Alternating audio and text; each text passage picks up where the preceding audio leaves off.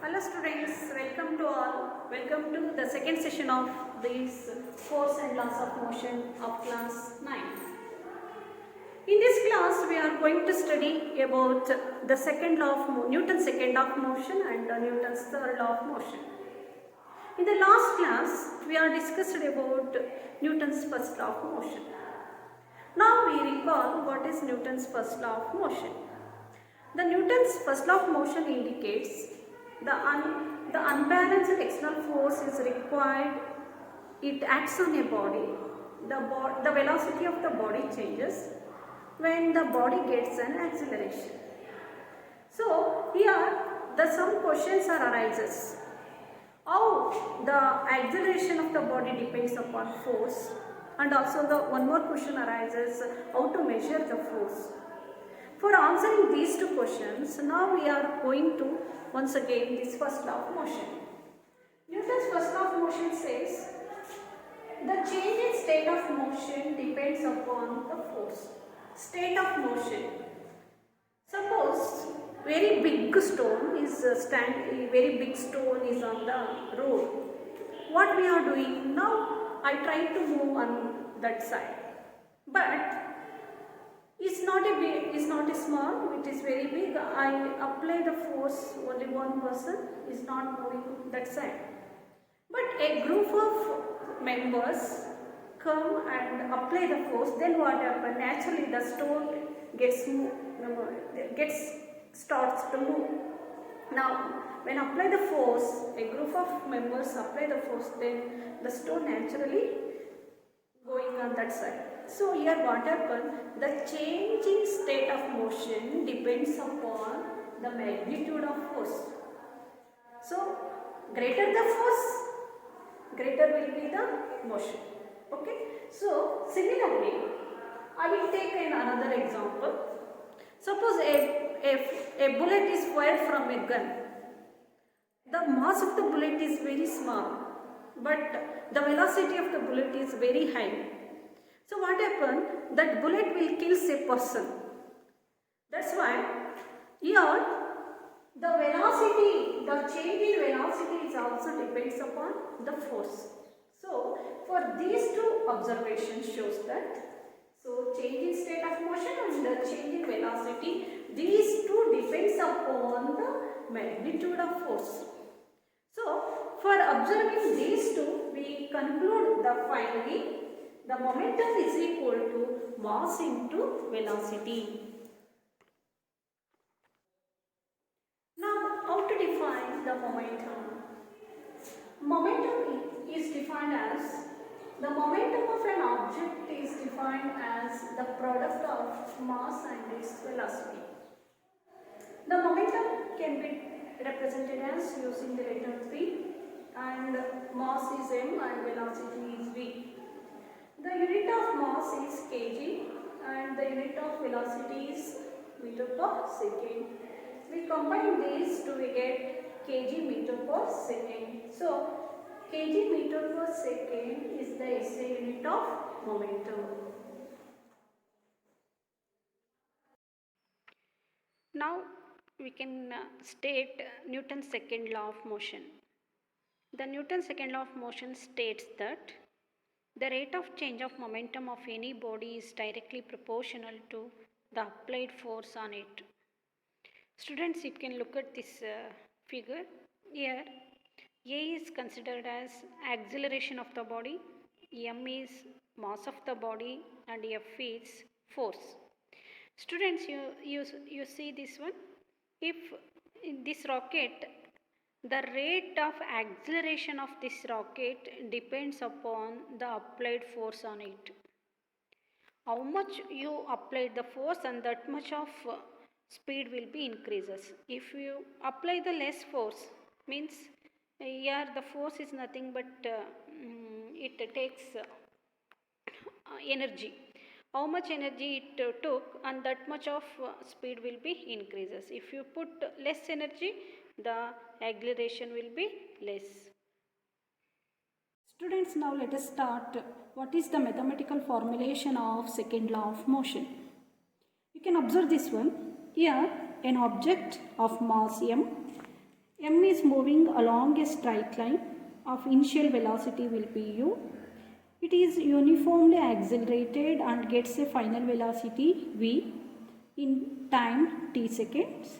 Then the application of force will be what? F. Okay, so this is what the momentum. So the change in momentum means final momentum minus initial momentum. So this is what final momentum. You consider this is P2 and this is P1 because P is momentum. Final momentum minus initial momentum, that is P2 minus P1. So what is P2? Change the object gets final momentum is mv and initial momentum will be mu. Here the common term is what? M. Therefore v minus u, m into v minus u. Here m is what? Constant. Suppose we consider a ball, the mass of the ball will not change when moving from this point to this. So that is what m is constant. Now let us go through this definition. What is rate of change of momentum? The rate of change of momentum of an object is directly proportional to the applied force. You are already learned in the previous. The magnitude of force is directly proportional to change of momentum. Okay, and also the change takes place in the direction of force also. Okay, so now coming to this, change in momentum is directly proportional to force into time. So now I get this force here. So the force is directly proportional to change in momentum divided by time for which the force is applied. So force is nothing but rate of change of momentum. What is rate? So here what? The time is required for change in momentum. So you can observe this example. Here the object takes time for moving from this point to this. That's why we take rate of change of momentum is nothing but force. So force can be written as F. F is directly proportional to change in momentum means, here I already discussed, change in momentum is nothing but m into v minus u. So write m into v minus u divided by time t. So now we can observe this term. V minus u by t is nothing but what? Acceleration. So change in velocity with respect to time is called as acceleration. So in place of v minus u by t, we write a letter what? A. A is nothing but acceleration. So force is directly proportional to mass into acceleration. So we remove this proportionality term, we put a constant that is called as k. K is constant.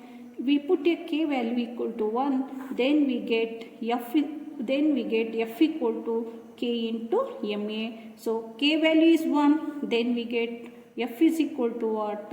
M into a.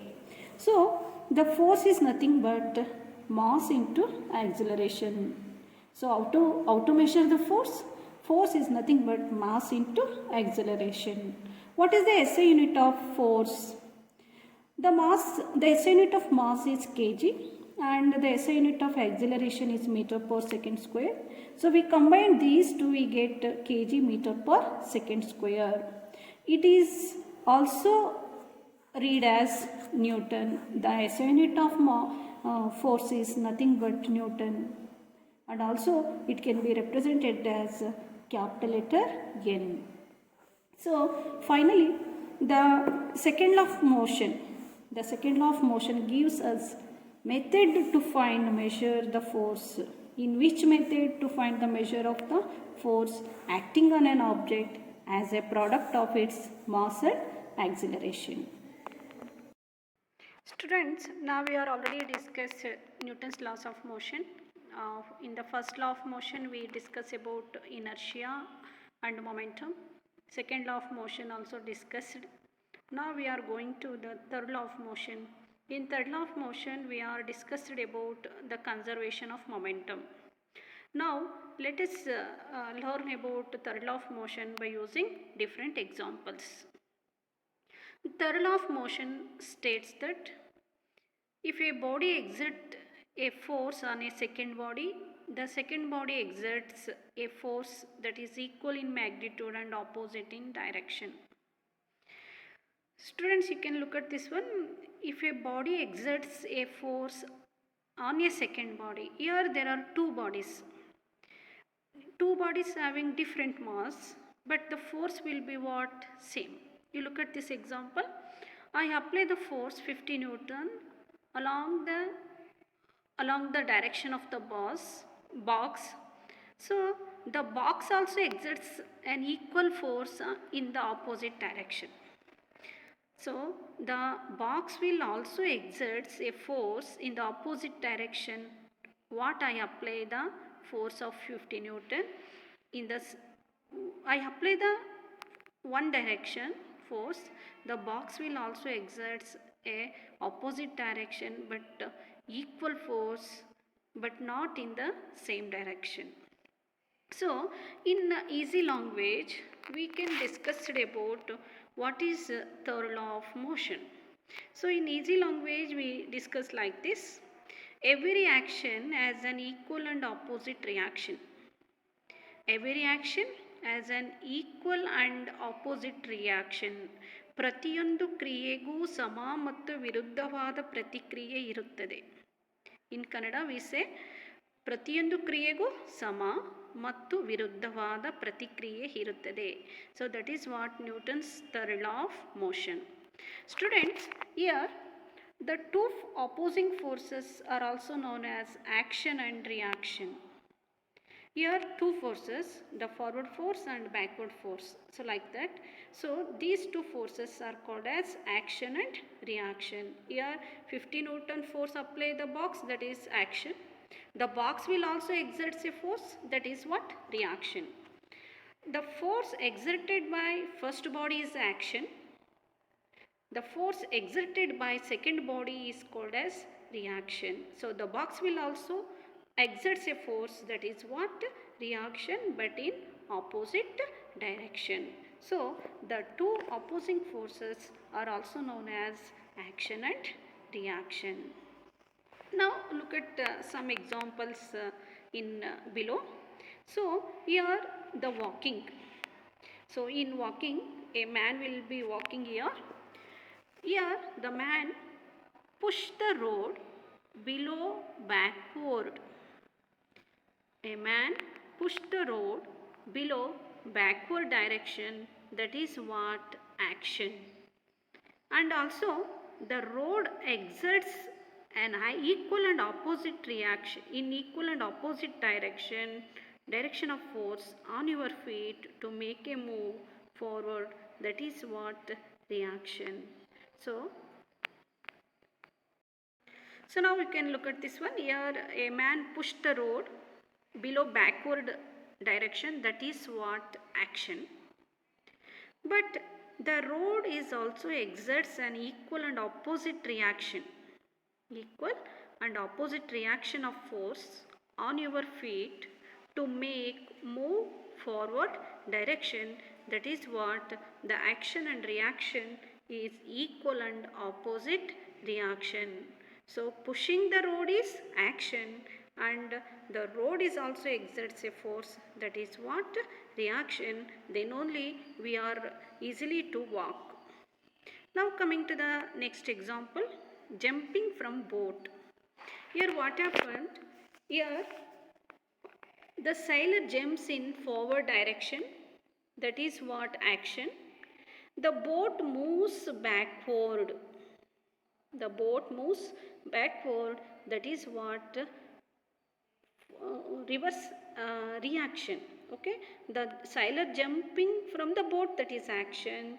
The boat moves backwards, that is what? Reaction. Here also there are two opposing forces are acting on the different bodies, but the same forces acting on the different bodies, that is what? Newton's third law of motion.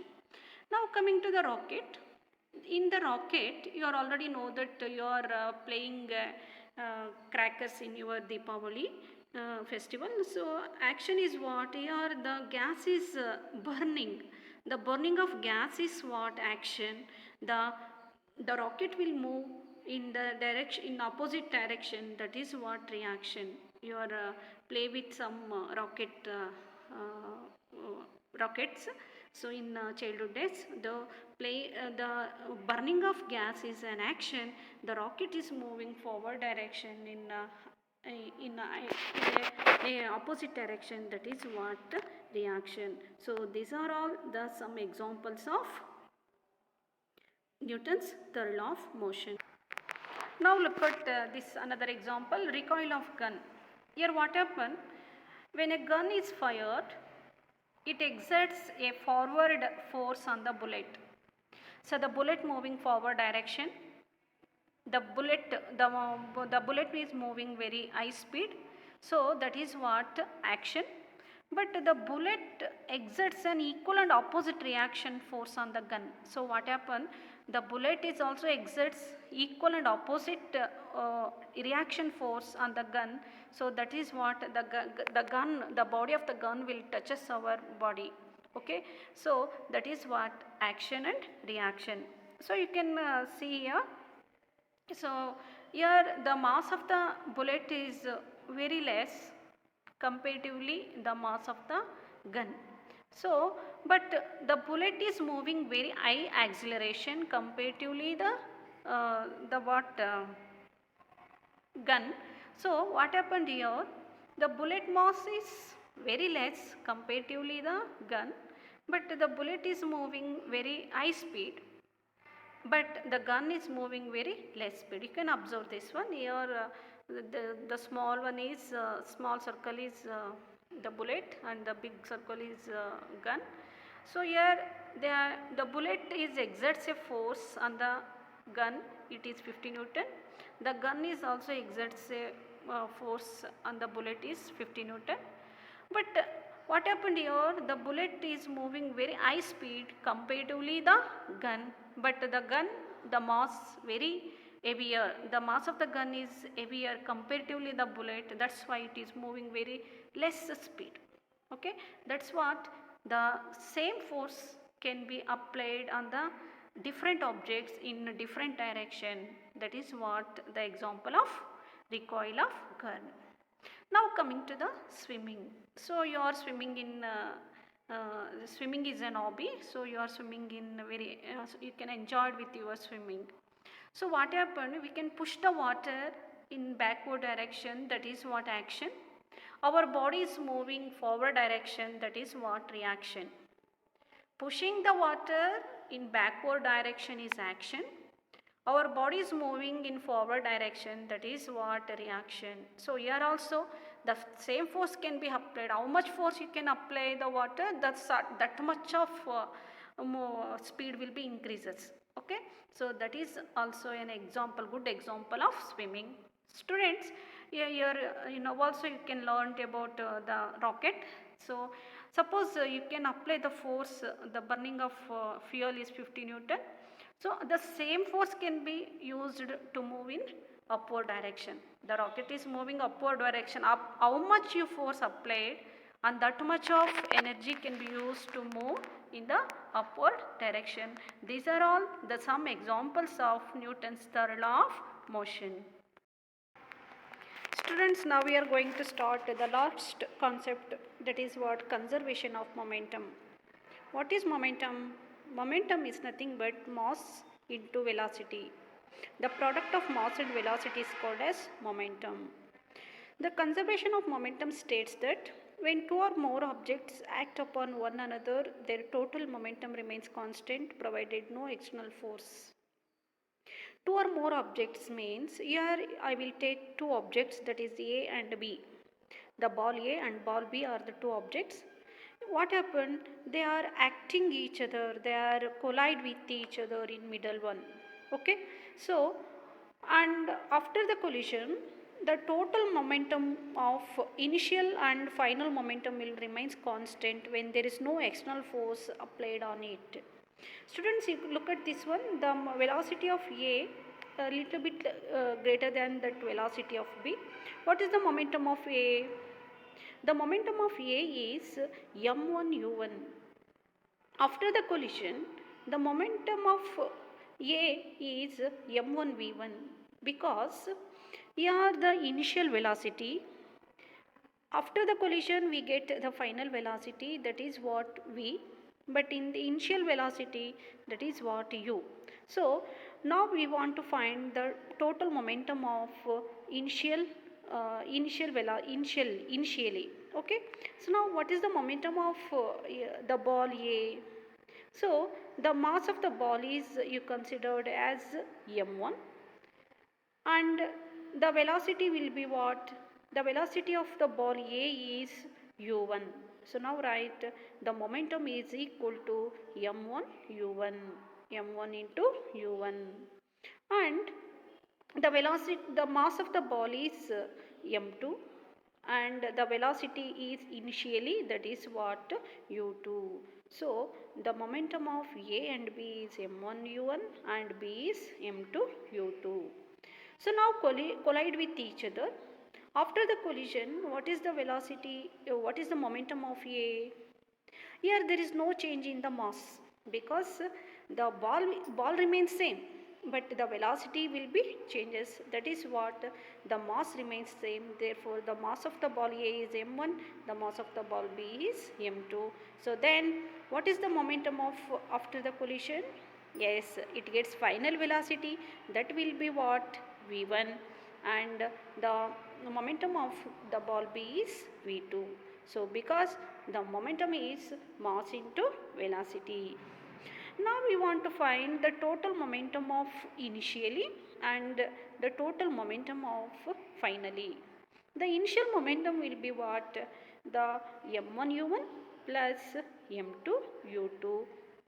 So right, that is what? Initial momentum. That will be equal to the final momentum. That is what? m1 v1 plus, here there is no change in the mass, but only changes what happen? Only the changes in the velocity. That's why the total momentum of after the collision is m1 v1 plus m2 v2. So this is what? The initial momentum and final momentum. So from the ideal collision experiment, we say that the sum of momenta of initially is equal to the sum of momenta of finally. That means the sum of momenta of two objects before the collision is equal to the sum of momenta of after the collision when there is no external unbalanced force acting on them. This is known as law of conservation of momentum. Students, let us discuss about some questions in your textbook of page number 126. What is the first question? The first question is, if action is always equal to the reaction, explain how a horse can pull a cart. So I will discuss once again this one. I read once again the question. If action is always equal to the reaction, explain how a horse can pull a cart. According to Newton's third law of motion, we say that if every action there is an equal and opposite reaction. Okay. So now we are coming to this bullock cart. So horse cart. So this is what the wheel, this is what horse. You can look at this one. The feet of the horse exerted a force on downward direction. Okay. The feet of the horse exerted a force on downward direction. Here the ground also exerted a force on forward direction. So this is what Newton's third law of motion. The horse feet exerted a force downward direction. The ground also exerted the reverse force on forward direction. That's what the horse pushes the ground in backward direction or downward direction. In reaction to this, the horse moves forward and the cart moves along with oars in forward direction. Okay. Now coming to this cart wheel. So what happens? The wheels moving in clockwise direction. The cart wheels rotate in clockwise direction. The wheels can move in forward direction. So the wheels can rotate in forward direction. The wheel once again the reverse force applied. Then what happened? The cart moves in forward direction. So in this way, the cart wheels rotate in clockwise direction. The wheels can move forward direction. And also here we use the applications of first law of motion. Okay. In this way, the cart can in this way, action is always equal to the reaction by using this example of oars and pull a cart. Now going to the second question. Explain why is it difficult for a fireman to hold a hose which ejects large amounts of water at a high velocity. Okay. Explain why is it difficult for a fireman to hold a hose which ejects large amounts of water at a high velocity. Students, you can see in your Agnishamaka Dala. So they are when the fire occurs, the Agnishamaka Dala comes and ejects water. Okay. So here what a person is holding a water pipe. Then what happens? The high velocity water eject. Okay. So when high velocity of water eject in forward direction, then what happens? This water pushes the hose in backward direction also. So this ejection of high velocity of water in forward direction it pushes, then forward direction it moves. Then what happens? This water pushes the hose in backward direction also with the same force. That's what the holding this hose is not easy to handle when the velocity of water eject. Okay. So you can see this answer. So finally we conclude, when a large amount of water is ejected from a hose at a high velocity, according to Newton's third law of motion, water pushes the hose in backward direction with the same force. That's why we cannot. It is difficult for a fireman to hold a hose which ejects large amounts of water at a high velocity. Now we are going to the third question. The third question is, from a rifle of mass 4 kg, a bullet of mass 50 gram is fired with an initial velocity of 35 meter per second. Calculate the initial recoil velocity of the rifle. Students, you can look at this one. This is what rifle. So the rifle mass is given.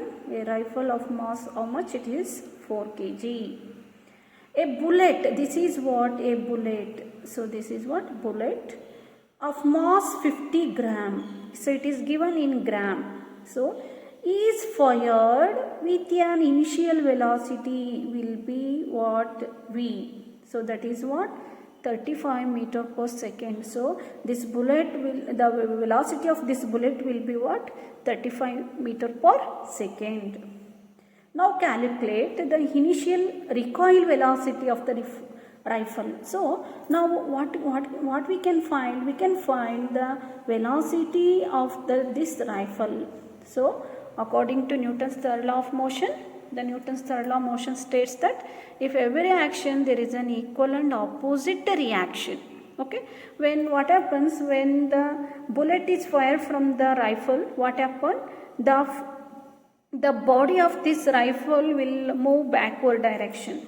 The body of this rifle move in backward direction. When the bullet moving forward direction, the rifle little bit moves in backward direction. So now we can find the initial velocity of this rifle. That is what V.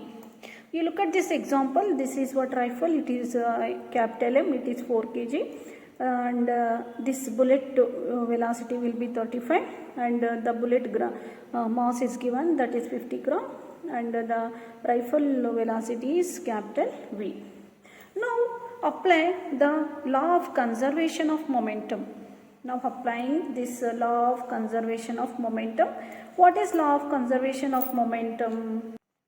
According to law of conservation of momentum, we say like this: the sum of momenta of two objects before the collision is equal to the sum of momenta of after the collision. This is known as law of conservation of energy. That means the initial momentum of body is equal to the final momentum. So momentum is nothing but P. It can be read as Pi. Initial momentum is Pi and final momentum is Pf. So what is this initial momentum? Look at this one. The initial momentum is what happened here. The mass of this rifle is M, and the mass of this bullet is what? Small m. So this is what? Small m. So here the small m mass is given, the bullet mass is given, that is 50 grams. So now we can convert into kg. So you know that 1 kg means 1000 gram. 1000 gram can be written as 1 kg, vice versa. So I want to find 1 gram equal to what? 1 by 1000. Okay. Now I want to find 50 gram. 50 gram can be written as 50 by 1000. So you can cancel this 0. We get 5 by 100. When divide 5 by 100, we get 0.05. So the 50 gram can be written in the form of kg is what? 0.05. So now the bullet mass can be written in terms of kg is 0.05 into V. Okay. So once again small m is the bullet mass 0.05 into 35. So now you can, I want to find the velocity of the bullet, that is V equal to 0.05 into 35 divided by 4.05. Now you multiply this 0.05 into 35, we get what? 1.75 divided by 4.05. Now we divide this 1.75 by 4.05, we get 0.437. So this is what our answers. Okay, this concludes our question. Students, you can I hope you can understand all the concepts of force and laws of motion, and also the questions on your textbooks. Now you can solve exercise question answers. Okay, so you can work out the exercise question and answers questions. So of page number is 128. So you can solve all these question and answers. Okay students, thank you.